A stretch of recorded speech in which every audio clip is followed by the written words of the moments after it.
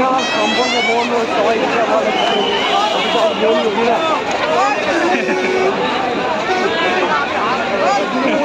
করে দিয়ে আগে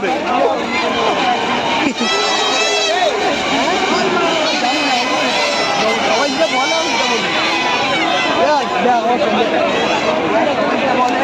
বলে আমি তো দাদা